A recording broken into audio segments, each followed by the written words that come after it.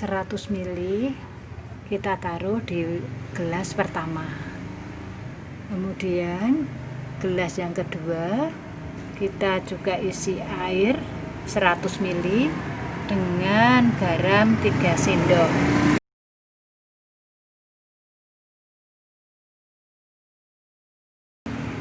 Gelas ketiga kita isi dengan 100 ml air, garamnya 6 sendok.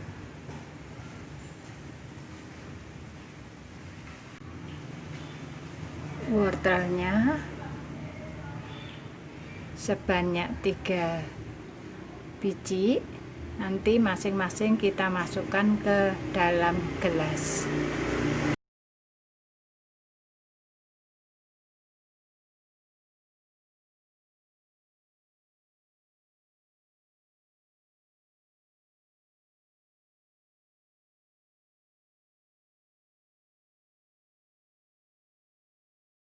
Jam 6 pagi pengamatannya. Untuk wortel yang direndam pada air biasa masih segar. Kemudian untuk wortel yang direndam pada air dengan garam 3 sendok masih segar, agak keriput sedikit, hanya agak keriput sedikit. Kemudian wortel yang direndam di air dengan garam 6 sendok sudah sangat keriput. Demikian untuk perbedaan jam 6 pagi.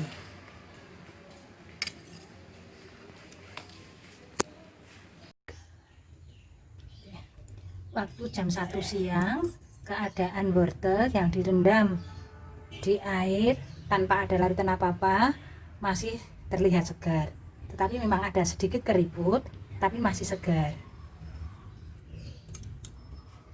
Wortel yang direndam di larutan garam 3 sendok sudah sangat banyak keriputnya.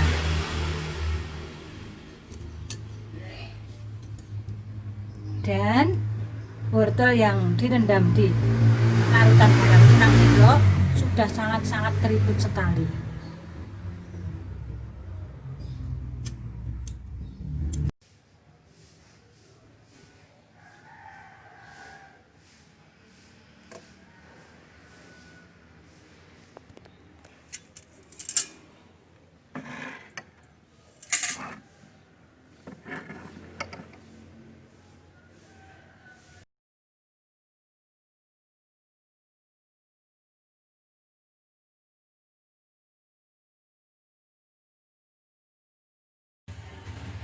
Pengamatan setelah 36 jam, wortel yang direndam pada air biasa masih sangat segar.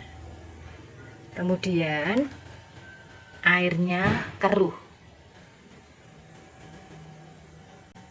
Terus kemudian wortel yang direndam dengan garam 3 sendok keriput. Kemudian airnya jernih. Wortel yang direndam dengan 6 sendok garam sangat-sangat keriput, menjadi lebih kecil,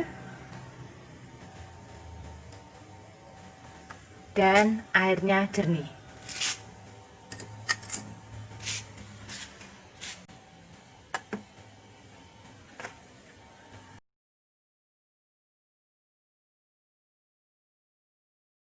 Halo, selamat bertemu lagi di dalam pembelajaran yang menyenangkan.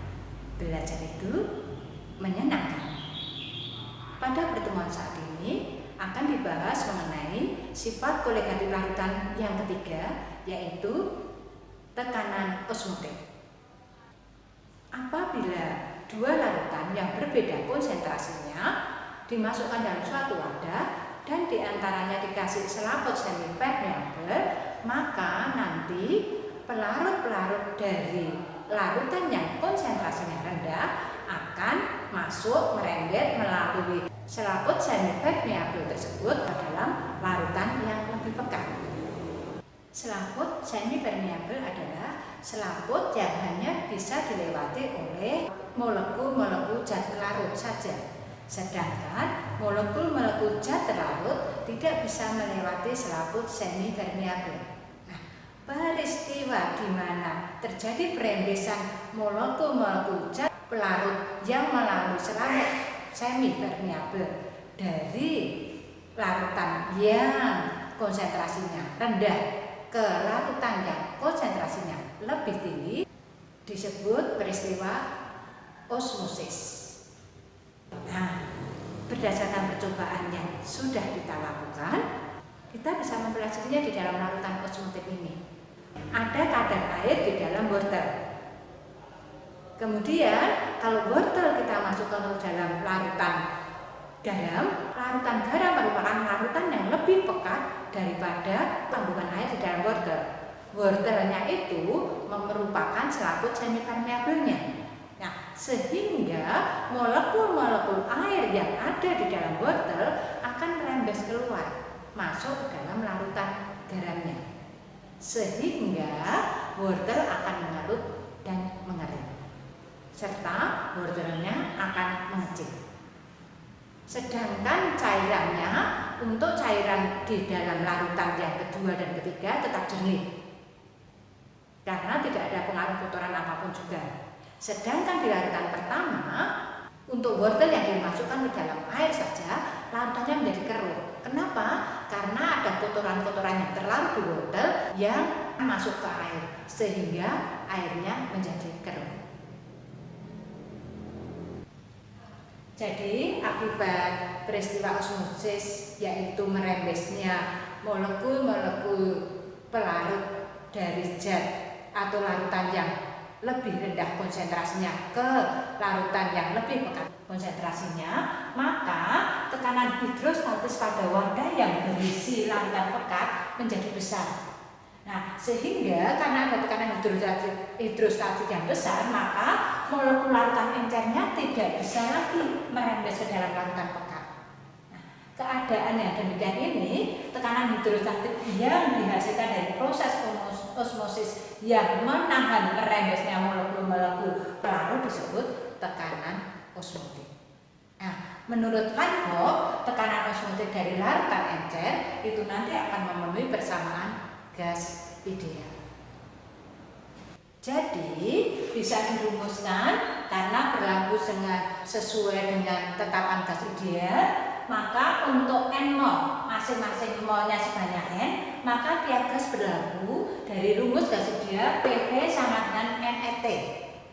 P sama dengan V-nya diubah berarti N per V kali RT.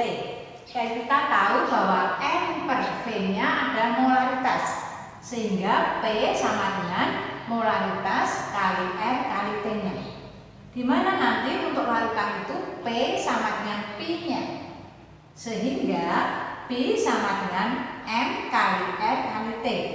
M adalah molaritasnya.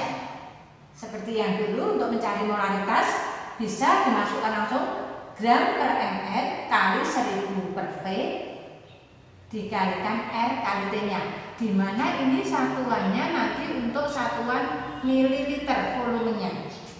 Atau kalau nanti satuannya sudah dalam bentuk liter, berarti gram per ml kali 1 per V-nya dikalikan R kali T, dimana nanti gram per ml-nya tidak lain adalah mol zat tersebut. Berarti mol dikalikan 1 per V-nya kali R kali T, di mana nanti P adalah tekanan osmotiknya, M molaritas zat tersebut, R tekanan umum gas sebesar 0,082, kemudian T adalah suhunya dalam satuan Kelvin.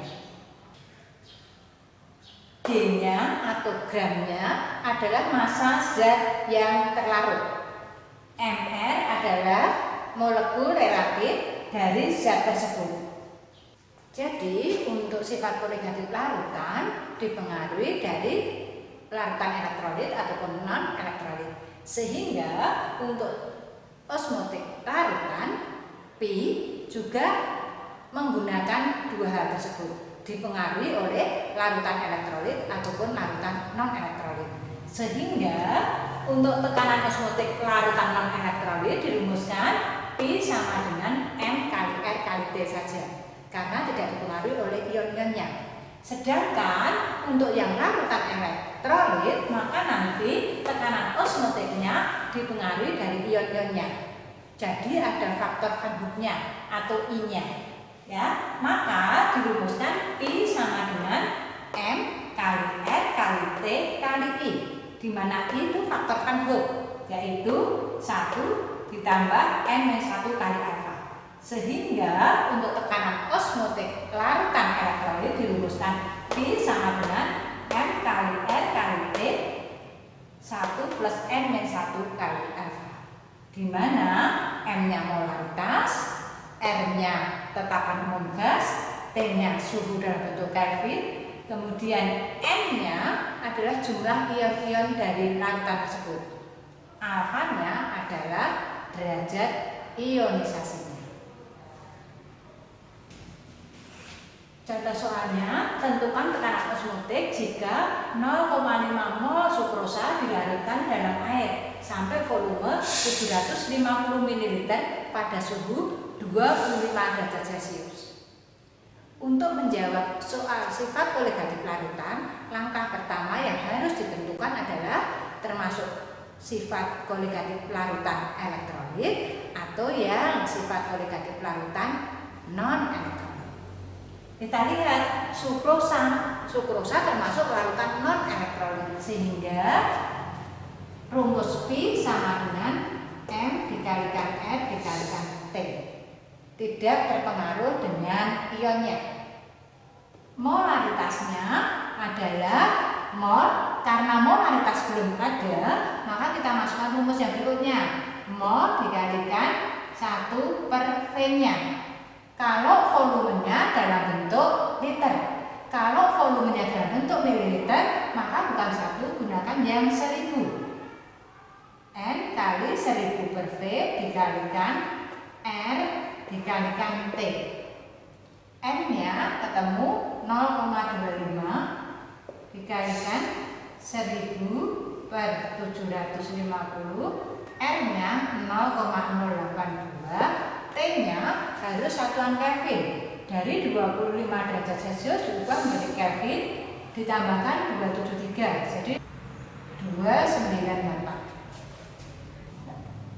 Nilai akhirnya, hasil akhirnya ketemu 8,1.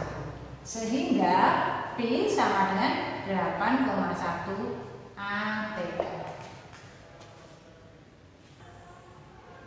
Sekarang untuk contoh yang berikutnya. Tekanan osmotik garam magnesium klorida dalam 300 ml larutan pada suhu 27 derajat Celcius adalah 38 cm3. Hitung berapa gram massa magnesium klorida dalam larutan tersebut. Jadi kita membuat larutan magnesium klorida, yaitu yang mempunyai tekanan osmotik sebesar 38 cm3. Maka berapa gram yang diharapkan magnesium klorida yang kita larutkan di dalamnya? Ini soal mengenai tekanan osmotik. Kita lihat larutannya dulu. Larutannya ada MgCl2, berarti merupakan larutan elektrolit.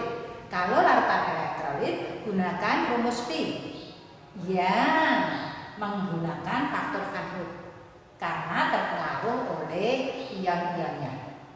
Kita lihat yang diketahui pi sama dengan 38 cm3. Ingat satuannya tidak boleh cm3, harus ATM. Berarti 38 dibagi 76 ATM sama dengan 0,5 ATM. Kemudian untuk MR dari MgCl2 sebesar 24 ditambah 35,5 ditambah 35,5 95. Kemudian volumenya 300 ml,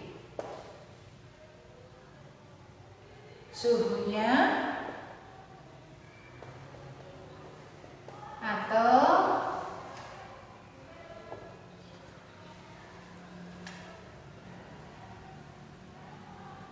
maka rumus Pi-nya Pi sama dengan M kali E kali T kali I karena menggunakan faktor Van Hoff. Kita lihat sekarang I sama dengan 1 ditambah N min 1 dikalikan alfa. 1 ditambah N nya dicari MgCl2 berarti ionnya sejumlah 3. Alfanya MgCl2 itu masuk dalam garam, jadi termasuk elektrolit kuat sehingga alfanya 1. Maka ketemu nilai I-nya adalah 3. Sehingga rumusnya nanti dimasukkan molar Pi-nya sama dengan gram per ml kali 1000 per V kali R kali T kali I. Yang ditanyakan adalah gramnya, oleh dalam bentuk M-nya. Jadi dengan demikian didapatkan untuk mencari M sama dengan kita pindah ruaskan Pi dikalikan ml dikalikan volume dibagi 1000 kalikan R kalikan T kalikan 3-nya sehingga dimasukkan Pi-nya ketemu 0,5, ml-nya 95, volumenya 300 dibagi 1000 kali R-nya 0,082, T-nya 300 dikalikan 3.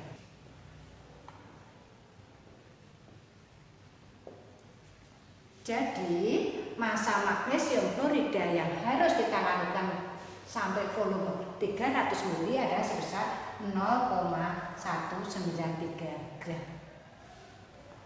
Demikianlah materi sifat klorid larutan yang ketiga, yaitu tekanan osmotik.